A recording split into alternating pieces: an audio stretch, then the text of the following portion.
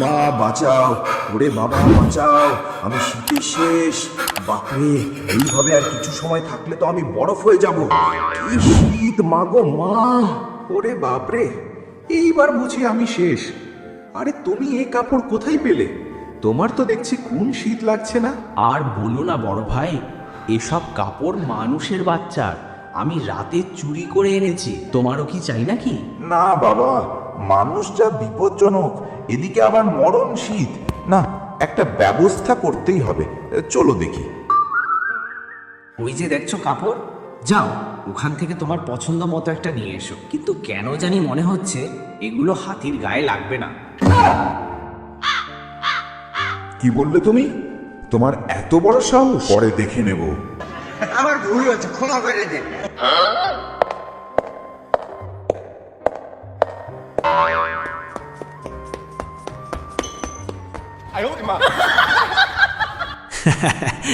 এইটা কোনো কথা? এত কষ্ট করে শেষমেশ একটা মেয়েদের কাপড় আনতে হলো। মনে হয় এভাবে হবে না, রাতে যেতে হবে চুপি চুপি। তাহলে ভয় পেয়ে দৌড়াতে হবে না। রাতে মানুষ ঘুমিয়ে থাকে। ঠিক আছে, আজকে রাতে তৈরি থেকো। আমরা কেন ভয় করব মানুষকে? মানুষ আমাদেরকে ভয় করবে।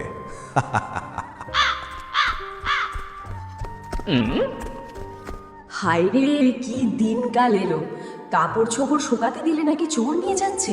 ঘরের এক কোণে নাকি লুকিয়ে থাকে, সুযোগ বুঝে ঘরে ঢুকে শীতের জামা কাপড় নিয়ে যায়। একটু গরম পানি করে দে তো মা, বাইরে ছিটিয়ে দে, চোর থাকলে পুড়ে যাক। এই কথা শুনে বেচারা মোটু আর পাতলু এক দৌড়ে পানে পনে বেঁচে যায় এবং তারা সিদ্ধান্ত নেয় আর চুরি করবে না। এভাবেই তাদের দিন কাটতে লাগলো।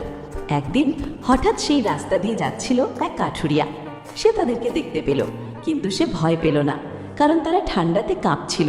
এটা দেখে কাঠুরিয়ার খুব কষ্ট হয়। সে বাড়ি যায় আর কিছু কাপড় এনে তাদের কাছে রেখে চলে গেল। এদিকে মোটু আর পাতলু কাপড় দেখে খুশিতে নাচতে লাগলো। আর কি ব্যাপার, এই কাপড়গুলো কোথা থেকে এলো? মনে হয় শাকচুন্নিরা আমাদের পছন্দ করে, তাই উপহার হিসাবে দিয়েছে। তখনই গাছ থেকে একটা টুনি বলে উঠল, আরে না না, তোমরা যা ভাবছো তা একেবারেই সঠিক নয়। একটা মানুষ তোমাদের এই কষ্ট দেখে এই কাপড়গুলো তোমাদেরকে দিয়ে গেছে। দেখলে মানুষ কত ভালো।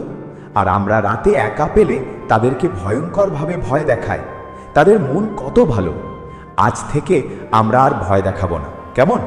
তারপর থেকে তারা আর কাপড় চুরি করতো না। এভাবেই তাদের দিন কাটতে লাগলো। আর আমাদের গল্পটা শেষ হয়ে গেল।